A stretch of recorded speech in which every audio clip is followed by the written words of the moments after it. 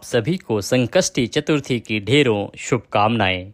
बात करेंगे कि संकष्टी चतुर्थी का व्रत कब किया जाएगा। नवंबर महीने में जो आने वाली संकष्टी है, जिसे गणाधिप संकष्टी के नाम से जाना जाता है, तो इस चतुर्थी का जो व्रत है वो किस दिन होगा, पूजन किस प्रकार से करना है, विधि क्या है, साथ ही बताएंगे क्या सावधानियां आपको बरतनी चाहिए कि भगवान गणेश आपसे रुष्ट ना हो। नियम क्या है चतुर्थी व्रत के, क्योंकि संकष्टी चतुर्थी व्रत बहुत ही उत्तम व्रत है अपने संकटों का हरण करने के लिए।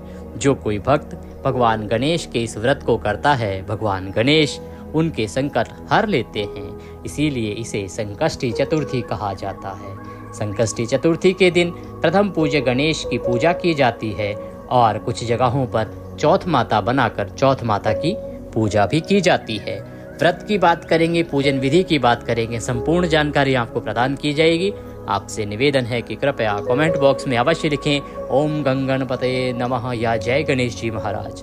भगवान गणेश आपकी सभी मनोकामनाओं को पूरा करेंगे, सारे विघ्नों का हरण कर लेंगे। आप उनका नाम कमेंट बॉक्स में अवश्य लिखें। आइए बात करते हैं आने वाली संकष्टी चतुर्थी की। आने वाली संकष्टी चतुर्थी जो कि मार्गशीर्ष कृष्ण पक्ष चतुर्थी होगी, इस दिन आपको सुबह सूर्योदय से पहले उठना चाहिए। हिंदू धर्म में चतुर्थी तिथि भगवान श्री गणेश की पूजा करने के लिए और उनकी कृपा पाने के लिए सबसे उत्तम मानी जाती है। गणाधिप संकष्टी का व्रत करने से व्यक्ति को शुभ फलों की प्राप्ति होती है। इसके साथ ही संकष्टी चतुर्थी के दिन पूजा करने से सारे बिगड़े काम बनते हैं और विघ्नों का नाश हो जाता है। पूजा विधि की बात कर लेते हैं तो जिस दिन आप व्रत कर रहे हैं उस दिन व्रत करने वालों को सुबह सूर्योदय से पहले अवश्य ही उठ जाना चाहिए। उठने के बाद स्नान आदि करके स्वच्छ वस्त्र धारण करके सर्वप्रथम अपने मंदिर की साफ सफाई करके भगवान गणेश की प्रतिमा या मूर्ति आपके मंदिर में यदि है तो उत्तम है, अगर नहीं है तो उसे स्थापित करना चाहिए। या तो आप तस्वीर रखिए उनकी, या तो आप उनकी कोई मूर्ति प्रतिमा रखिए। सबसे पहले उन्हें गंगा जल युक्त जल से अद्य अर्घ आचमनी कराइए, अर्थात 3 बार उस जल से छींटे दीजिए। छींटे दे के साफ वस्त्र से उन्हें पोंछ दीजिए। उन्हें तिलक लगाइए, तिलक लगा के फूलों की माला पहनाइए, घी का दिया जलाइए, धूप जलाइए, धूप दिखाइए, दीप दिखाइए और उसके बाद नैवेद्य अर्पित कीजिए। नैवेद्य में मिठाई अर्पित कीजिए। मोदक उनको बहुत प्रिय है, आप मोदक उनको प्रदान कर सकते हैं। तो ये पंचोपचार पूजा होती है, पंचोपचार विधि होती है। पहले आप पद्य अर्घ आचमनी कराते हैं, तिलक लगाते हैं, फूलों की माला पहनाते हैं, धूप दीप दिखाते हैं और फिर भगवान को भोग लगाते हैं। इस विधि से पूजा करके भगवान को नमस्कार कीजिए और ओम गंगणपतये नमः इस मंत्र का 108 बार आपको जप करना है। साथ ही चतुर्थी की कथा आपको अवश्य ही सुननी है या पढ़नी है। कथा आपके पास हो तो उत्तम है, अगर नहीं है तो आपके इसी चैनल पर प्रत्येक चतुर्थी की कथा सुनाई जाती है, वीडियो अपलोड किया जाता है, इसीलिए उसका आप लाभ लीजिए और वह वीडियो देख के कथा सुनिए। पूजा विधि आपको बताई जाती है, उसके अनुसार पूजा कीजिए। पूजा संपन्न करके कथा करके भगवान की आरती कीजिए, भगवान को भोग लगाइए, प्रसाद बंधु बांधवों में वितरित कीजिए। इस जो व्रत का पारण होता है या व्रत जो पूर्ण होता है वो चंद्रमा को अर्घ देने के बाद ही पूर्ण होता है। रात्रि को जब चंद्र उदय होगा उसके बाद चंद्रमा को अर्घ दीजिए। कथा सुनते समय जो आपने लोटे में जल लिया है उसी जल से आपको रात्रि को चंद्रमा को अर्घ देना होता है। कथा सुनते समय अपने हाथ में गेहूं के 5 दाने रखें, जिनको कि आप उसी लोटे में डाल दें और उससे चंद्रमा को अर्घ देंगे।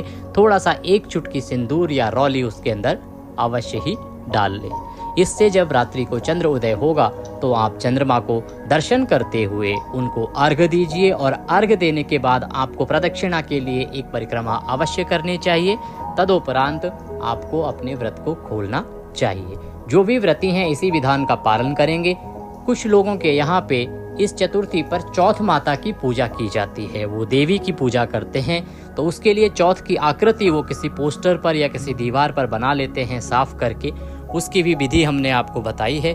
अगर आप जानना चाहते हो उसकी विधि तो कमेंट बॉक्स में लिख के पूछ सकते हैं, हम आपको उसका वीडियो भी प्रदान कर देंगे कि किस प्रकार से चौथ माता आप घर पे बना सकते हैं। वह आकृति बना के अग्नि पर भोग लगाया जाता है, कथा की जाती है और उसके बाद ही चंद्रमा को अर्घ दिया जाता है। ये दोनों ही विधियां हैं जो हमारे सनातन धर्म में, हिंदू धर्म में पूरे भारतवर्ष में प्रचलित हैं चतुर्थी के व्रत के लिए। गणेश जी के पूजन की विधि और साथ में चौथ माता की विधि। इसमें जो कथा है वो गणेश जी की कथा भी की जाती है और चौथ माता की कथा भी की जाती है। दोनों ही कथाएं आपको व्रत वाले दिन अवश्य ही सुननी चाहिए।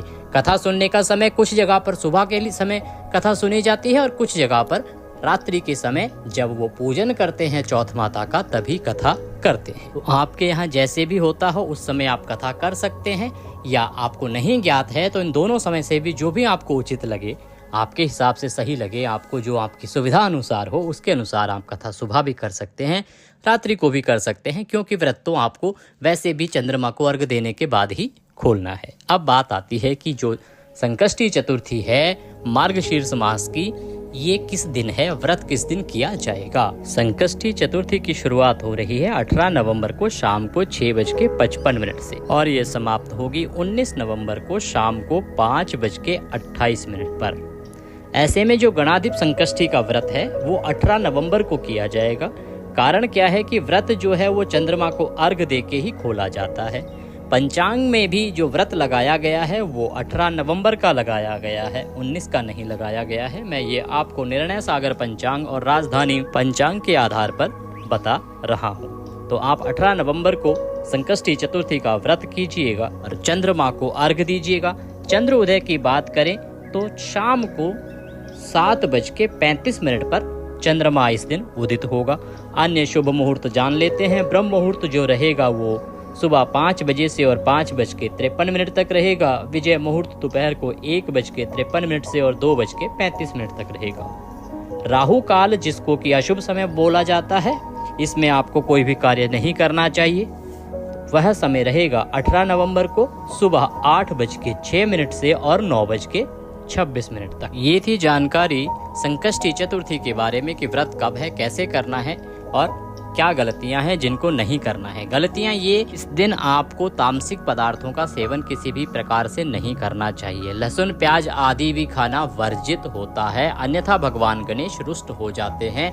भगवान गणेश को भूल के भी आपको तुलसी अर्पित नहीं करनी है या तुलसी अर्पित जल भगवान गणेश को अर्पित नहीं करना है, अन्यथा आपके यहाँ पर लक्ष्मी और धन की हानि होती है। इसके अलावा जो बड़ी बात है वो ये कि कथा सुनते समय आपको ध्यान भगवान के चरणों में ही लगाना चाहिए, जयकारा अवश्य बोलना चाहिए और इस दिन आपको ब्रह्मचर्य का पालन करना चाहिए। अगर आप ब्रह्मचर्य का पालन नहीं करते हैं किसी कारणवश तो यह दोष तुल्य होता है और इससे भगवान गणेश अवश्य ही रुष्ट होते हैं। भगवान गणेश आपके घर में रिद्धि सिद्धि लक्ष्मी के देने वाले हैं, इसीलिए आपको उनकी आशीर्वाद की प्राप्ति के लिए अवश्य ही इन नियमों का पालन करना चाहिए। अगर नियमों के पालन को करते हुए व्रत करते हैं तो अवश्य ही आपकी कामनाओं की सिद्धि होती है। भगवान गणेश सबका कल्याण करें। वीडियो अच्छा लगे तो लाइक अवश्य करें, कमेंट बॉक्स में लिखें जय गणेश जी महाराज। ओम गंगणपतये नमः।